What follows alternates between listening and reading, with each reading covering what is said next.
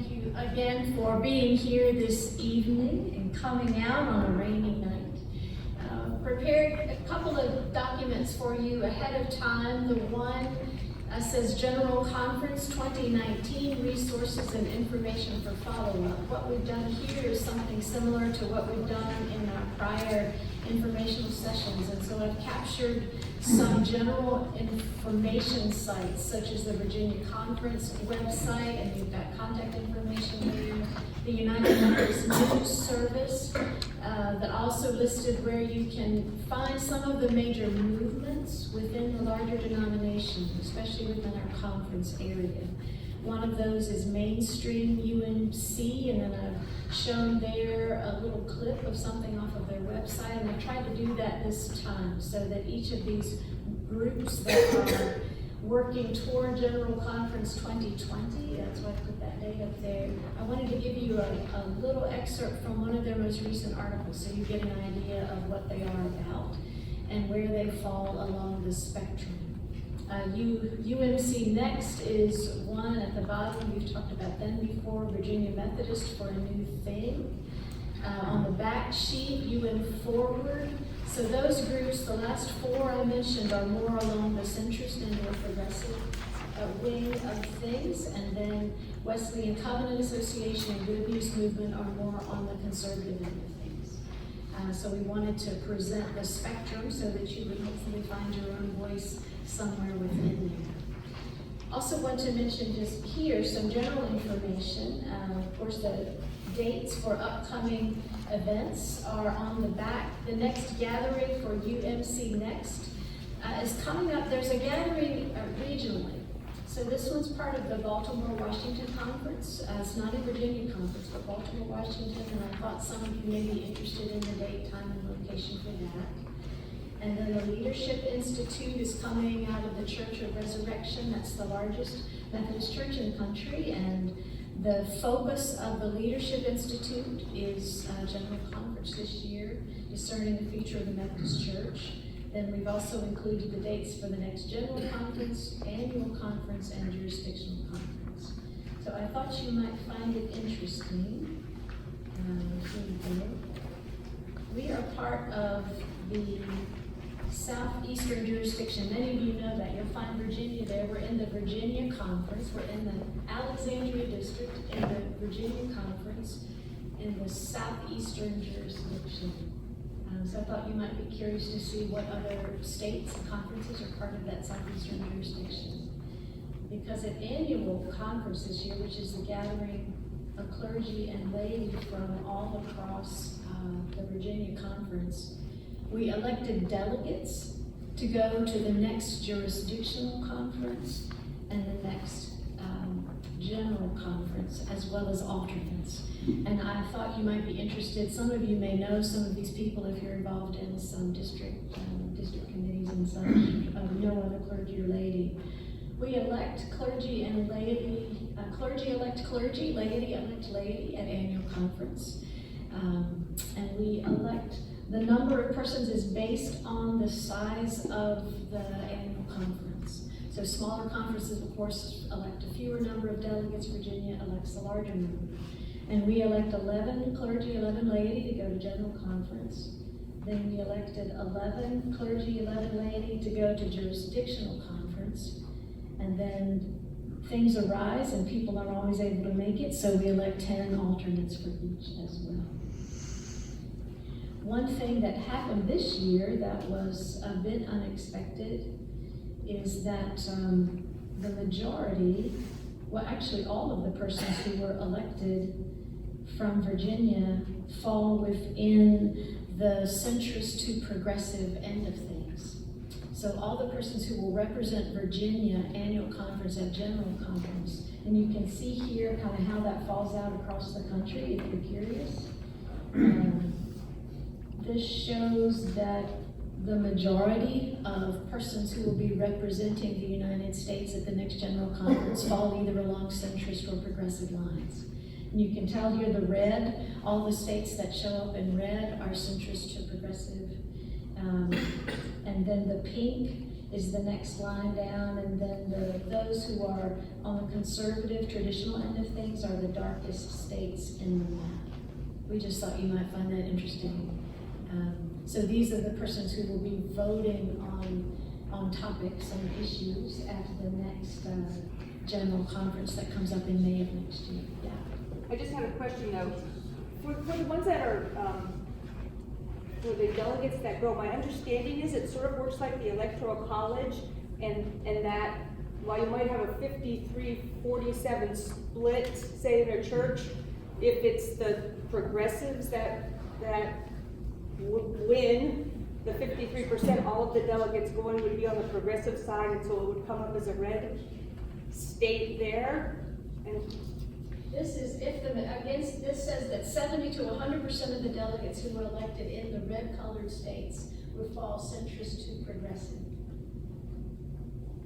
But it doesn't necessarily mean the state itself. If you're talking about the churches within the state, is that what you mean?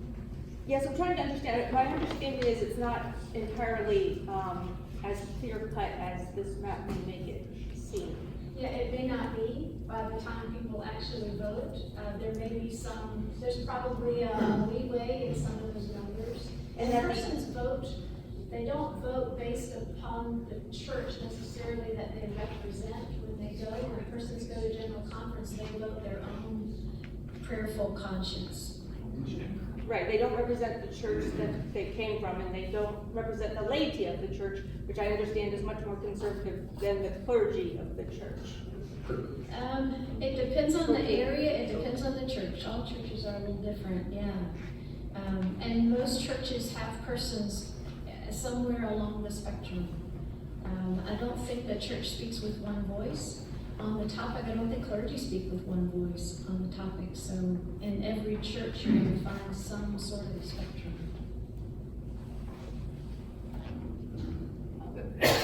I also wanted to show you that another thing that happens at annual conference. We wanted to tell you about the delegates that were elected.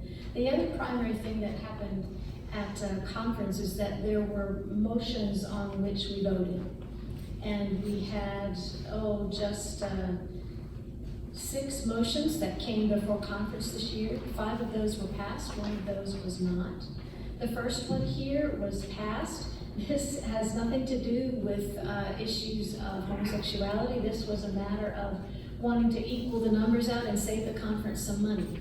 So in any given year, we seek to have an equal number of laity and an equal number of clergy who represent all the churches in Virginia. So say for Aldersgate, we have 3 pastors, right? Randy and me, and then Kingstown counts as part of Aldersgate. That's our branch. And so we have a clergy for Kingstown. So Kingstown sends 1 layperson, and then Aldersgate sends 2 laypersons. This year representing you were Steve Larkin and Mark Husband, who were official representatives from Aldersgate as lay delegates. But one thing that happens is there's a large number of retired clergy, and 500 and some.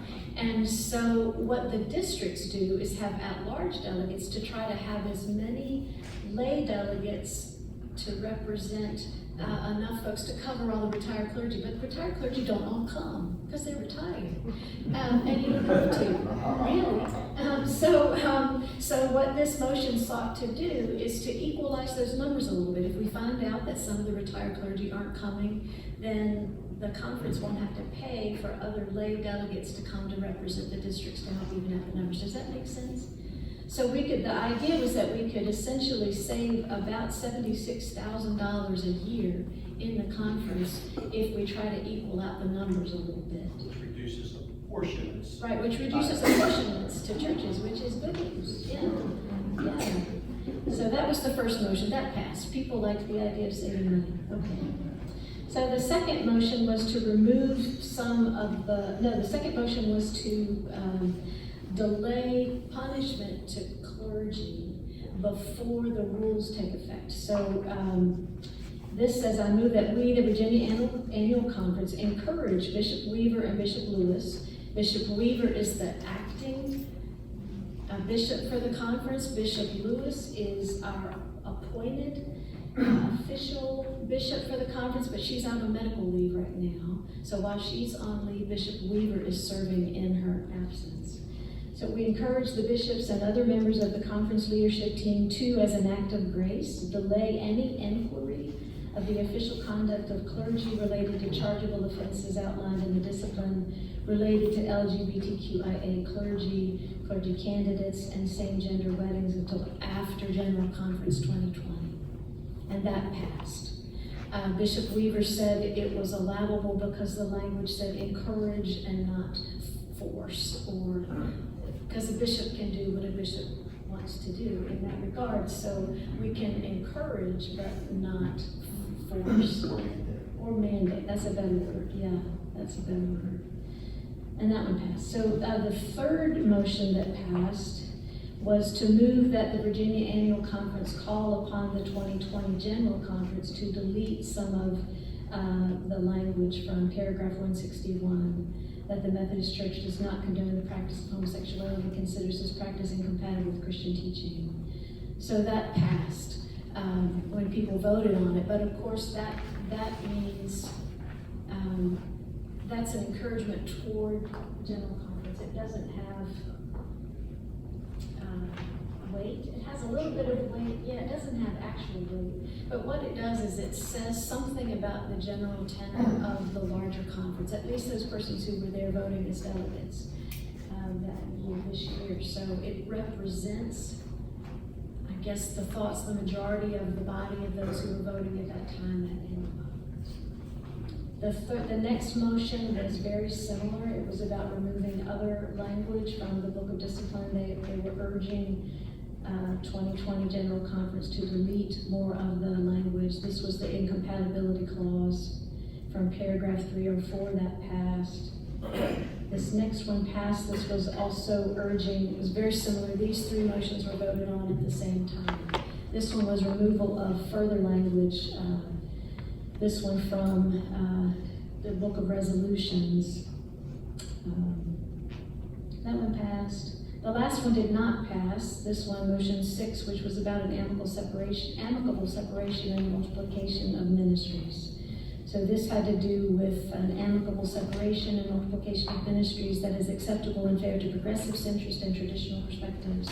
The plan should allow for the pursuit of ministry and mission according to the different biblical views, moral beliefs, and practices. Let us cease from fighting and stop wounding the people for whom we care. Let us love one another and wish each other well. We instruct the conference secretary, and so forth and so on. And this one did not pass. And that's what happened.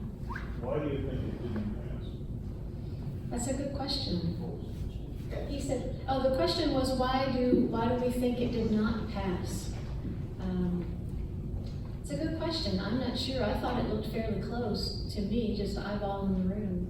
And that's the one thing we don't have out of this. We don't have, like a general conference, they can tell you very specifically what the vote was.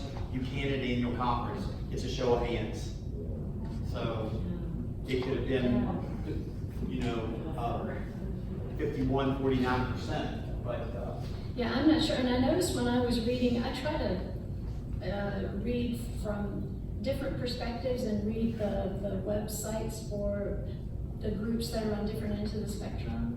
And some of the more conservative groups are calling for a split. That's one of the things I noticed from the West End Covenant Association and Good News Movement, are calling for a healthy split. And this motion was brought forward by some of the more conservative persons at the conference. So I don't know I'm not sure why it didn't pass, but I wondered if there was some politics at play. I don't really know. It looked fairly close to me, so I couldn't have called it. A question. With regards to that motion and with regards to the prior map, some of our letters that went to the bishop, the UNC conference, and this guy, Taylor and Edwards, that responded. They didn't yet answer the question about the states recognizing those more conservative churches, and then those, they did not form a list for those parishioners, say, relocated to the state of Washington area and seeking to identify with the church. And so, I wanted to ask, has the conference had any other discussion in making available, the distinctions for those who are seeking to attend United Methodist Church versus a Presbyterian church in their area that might represent a conservative versus progressive perspective? You're asking about if there's a list of, for persons to say these churches fall along more conservative lines, these churches fall along centrist, these churches fall. I'm not aware of such a list, and again, many churches don't speak with one voice. So within any given congregation, most churches will have persons at various ends of the spectrum on this topic. The question actually leads to informing whether they can be independent. That's good. In the long run. Yes. That's right, in the long run. So, first off, I think, did you have any more information to share? Let's thank Emily for doing that great work there for us.